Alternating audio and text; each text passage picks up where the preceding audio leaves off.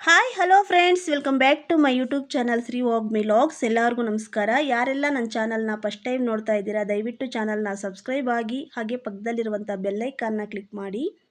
ನಾನು ಹಾಕುವಂಥ ಎಲ್ಲ ವಿಡಿಯೋಸು ನಿಮಗೆ ಮೊದಲಿಗೆ ತಲುಪ್ತವೆ. ಬನ್ನಿ, ಇವತ್ತಿನ ವಿಡಿಯೋದಲ್ಲಿ ಮೊಟ್ಟೆ ಹಾಗೂ ಬೆಂಡೆಕಾಯಿ ಪಲ್ಯ ಯಾವ ಥರ ಪ್ರಿಪೇರ್ ಮಾಡ್ಕೊಳ್ಳೋದು, ಹಾಗೆ ಅದಕ್ಕೆ ಏನೇನು ಇಂಗ್ರೀಡಿಯೆಂಟ್ಸ್ ಬೇಕು ಅಂತ ನೋಡೋಣ.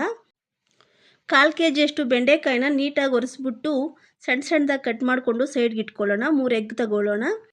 ಅರ್ಧ ಟೀ ಸ್ಪೂನ್ ಜಿಂಜರ್ ಪೇಸ್ಟು, ಜಜ್ಜಿಟ್ಕೊಂಡಿರುವಂತಹ 7ರಿಂದ 8 ಬೆಳ್ಳುಳ್ಳಿ ಎಸ್ಲು, ಸಣ್ಣಗೆ ಹಚ್ಚಿಟ್ಕೊಂಡಿರುವಂತಹ 2 ಆನಿಯನ್ನು, ಅರ್ಧ ಹಿಡಿಯಷ್ಟು ಕೊತ್ತಂಬರಿ ಸೊಪ್ಪು, ಸ್ವಲ್ಪ ಕರಿಬೇವು ಸೊಪ್ಪು, 1 ಟೊಮೆಟೊ, 4ರಿಂದ 5 ಹಸಿಮೆಣಸಿನಕಾಯಿ, 2 tablespoon cooking oil, 1/4 teaspoon ಸಾಸಿವೆ, ಅರ್ಧ ಟೀ ಸ್ಪೂನ್ ಅಷ್ಟು garam masala, 1 teaspoon chilli powder, 2 teaspoon ಧನಿಯಾ ಪುಡಿ, 1/4 ಟೀ ಸ್ಪೂನ್ ಅಷ್ಟು ಅರಿಶಿನ, ರುಚಿಗೆ ತಗ್ಗಷ್ಟು ಸಾಲ್ಟು, 2ರಿಂದ 3 ಟೀ ಸ್ಪೂನ್ ಅಷ್ಟು ಕೊಬ್ಬರಿ ಪುಡಿ. ಇಷ್ಟು ಇದಕ್ಕೆ ಬೇಕಾಗಿರುವಂಥ ಇಂಗ್ರೀಡಿಯೆಂಟ್ಸು. ಇವಾಗ ಪ್ರಿಪೇರ್ ಮಾಡ್ಕೊಳ್ಳುವಂತಹ ವಿಧಾನ.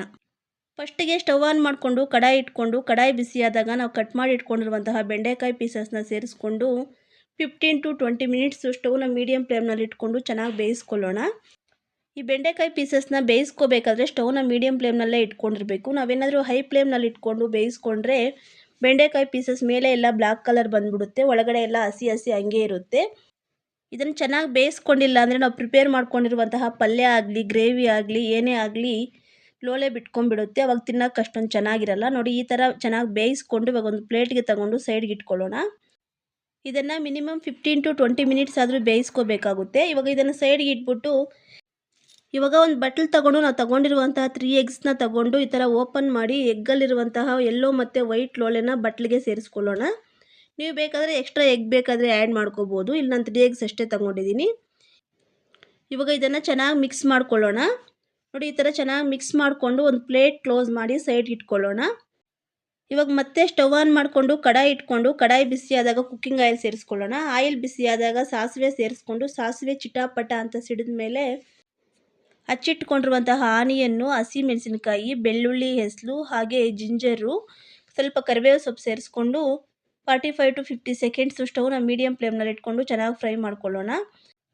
ಆನಿಯನ್ನು ಸಣ್ಣದಾಗಿ ಹಚ್ಕೊಂಡು ಸೇರಿಸ್ಕೊಂಡಿರೋದ್ರಿಂದ ಬೇಗ ಫ್ರೈ ಆಗೋಗುತ್ತೆ. ನೋಡಿ, ಈ ಥರ ಫ್ರೈ ಮಾಡಿಕೊಂಡ್ರೆ ಸಾಕಾಗುತ್ತೆ, ಸ್ವಲ್ಪ ಕಲರ್ ಚೇಂಜ್ ಆಗೋ ತನಕ. ಇವಾಗ ಹಚ್ಚಿಟ್ಕೊಂಡಿರುವಂತಹ ಟೊಮೆಟೊ ಮತ್ತು ಕೊತ್ತಂಬರಿ ಸೊಪ್ಪು ಸೇರಿಸ್ಕೊಂಡು ಸ್ವಲ್ಪ ಸಾಲ್ಟ್ ಸೇರಿಸ್ಕೊಳ್ಳೋಣ. ಸಾಲ್ಟ್ ಸೇರಿಸ್ಕೊಳ್ಳೋದ್ರಿಂದ ಟೊಮೆಟೊ ಬೇಗ ಫ್ರೈ ಆಗೋಗುತ್ತೆ. ಇವಾಗ ಸ್ಟವ್ನ ಮೀಡಿಯಮ್ ಫ್ಲೇಮ್ನಲ್ಲಿ ಇಟ್ಕೊಂಡು 1.5ರಿಂದ 2 ನಿಮಿಷ ಚೆನ್ನಾಗಿ ಫ್ರೈ ಮಾಡ್ಕೊಳ್ಳೋಣ. ಟೊಮೆಟೊ ಚೆನ್ನಾಗಿ ಸಾಫ್ಟಾಗಿ ಬಾಯ್ಲ್ಡಾಗಿ ಟೊಮೆಟೊದಲ್ಲಿ ನೀರು ಬಿಟ್ಕೋಬೇಕು, ಅಲ್ಲಿ ತನಕ ಫ್ರೈ ಮಾಡ್ಕೋಬೇಕಾಗುತ್ತೆ. ಇದನ್ನು ಅವಾಗವಾಗ ಮಿಕ್ಸ್ ಮಾಡ್ಕೊತಾನೆ ಇರಬೇಕು, ಇಲ್ಲಾಂದರೆ ತಳ ಹಿಡಿದ್ಬಿಡುತ್ತೆ. ನೋಡಿ, ಟೊಮೆಟೊ ಎಲ್ಲ ಸ್ವಲ್ಪ ಸಾಫ್ಟಾಗಿ ಬಾಯ್ಲ್ಡ್ ಆಗಿದೆ. ಈ ಥರ ಬೇಯಿಸ್ಕೊಂಡ್ರೆ ಸಾಕಾಗುತ್ತೆ. ಇವಾಗ ಬೇಯಿಸಿಟ್ಕೊಂಡಿರುವಂತಹ ಬೆಂಡೆಕಾಯಿ ಪೀಸಸ್ ಸೇರಿಸ್ಕೊಂಡು ಅರಿಶಿನ, ಧನಿಯಾ ಪುಡಿ, ಚಿಲ್ಲಿ ಪೌಡರ್, ಗರಂ ಮಸಾಲ ಹಾಗೆ ಸ್ವಲ್ಪ ಸಾಲ್ಟ್ ಸೇರಿಸ್ಕೊಂಡು ಚೆನ್ನಾಗಿ ಮಿಕ್ಸ್ ಮಾಡ್ಕೊಳ್ಳೋಣ. ಇವಾಗ ಸ್ಟವ್ನ ಮೀಡಿಯಮ್ ಫ್ಲೇಮ್ನಲ್ಲಿ ಇಟ್ಕೊಂಡು 2ರಿಂದ 2.5 ನಿಮಿಷ ಆದರೂ ಚೆನ್ನಾಗಿ ಫ್ರೈ ಮಾಡ್ಕೋಬೇಕಾಗುತ್ತೆ. ಇದಕ್ಕೆ ಮಸಾಲ ಪುಡಿ ಎಲ್ಲ ಲಾಸ್ಟಲ್ಲಿ ಸೇರಿಸ್ಕೊಂಡಿರೋದ್ರಿಂದ ಹಸಿ ಸ್ಮೆಲ್ ಇರುತ್ತೆ, ಆ ಸ್ಮೆಲ್ ಹೋಗೋ ತನಕನೂ ಚೆನ್ನಾಗಿ ಫ್ರೈ ಮಾಡ್ಕೋಬೇಕಾಗುತ್ತೆ.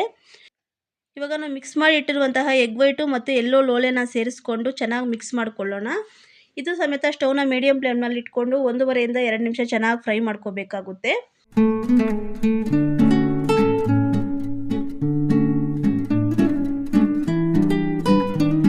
ನೋಡಿ, ಈ ಥರ ಫ್ರೈ ಮಾಡಿಕೊಂಡು ಸ್ಟವ್ ಆಫ್ ಮಾಡ್ಕೊಂಡ್ಬಿಡೋಣ. ಇವಾಗ ಲಾಸ್ಟಲ್ಲಿ ಕೊಬ್ಬರಿ ಪುಡಿ ಹಾಗೆ ಕೊತ್ತಂಬರಿ ಸೊಪ್ಪು ಸೇರಿಸ್ಕೊಂಡು ಚೆನ್ನಾಗಿ ಮಿಕ್ಸ್ ಮಾಡ್ಕೊಳ್ಳೋಣ.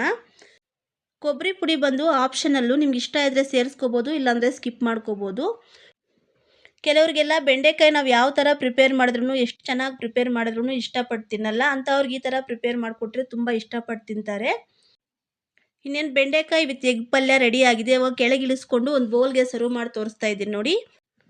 ಇವಾಗ ನಿಮಗೆ ನೋಡ್ತಾ ಇದ್ರೇ ಅರ್ಥ ಆಗಿರುತ್ತೆ, ಪಲ್ಯ ಅಂತೂ ತುಂಬ ಕಲರ್ಫುಲ್ಲಾಗಿ ತುಂಬ ಚೆನ್ನಾಗಾಗಿದೆ. ತಿನ್ನೋಕ್ಕೆ ಸಮೇತ ತುಂಬ ಟೇಸ್ಟಿಯಾಗಿರುತ್ತೆ, ಹೆಲ್ತ್ಗೆ ಸಮೇತ ತುಂಬ ಒಳ್ಳೆಯದು. ಸೇಮ್ ನೀವು ಇದೇ ಥರ ನಿಮ್ಮ ಮನೆಯಲ್ಲಿ ಒಂದು ಸಲ ಟ್ರೈ ಮಾಡಿ, ಹಾಗೆ ಟೇಸ್ಟ್ ಹೇಗಿತ್ತು ಅಂತ ಕಮೆಂಟ್ ಮಾಡಿ. ನಿಮ್ಗೇನಾದರೂ ಈ ವಿಡಿಯೋ ಇಷ್ಟ ಆಗಿದರೆ ಒಂದು ಲೈಕ್ ಮಾಡಿ, ಹಾಗೆ ನಿಮ್ಮ ಫ್ರೆಂಡ್ಸ್ ಜೊತೆ ಶೇರ್ ಮಾಡಿ, ನನ್ನ ಚಾನಲ್ಗೆ ಸಪೋರ್ಟ್ ಮಾಡಿ. ನಿಮ್ಮ ಸಪೋರ್ಟ್ ನನಗೆ ಬೇಕಿದೆ. ನಾನು ಮತ್ತೊಂದು ರೆಸಿಪಿಯೊಂದಿಗೆ ನೆಕ್ಸ್ಟ್ ವಿಡಿಯೋದಲ್ಲಿ ಸಿಗ್ತೀನಿ friends. Thanks for watching my video. Thank you.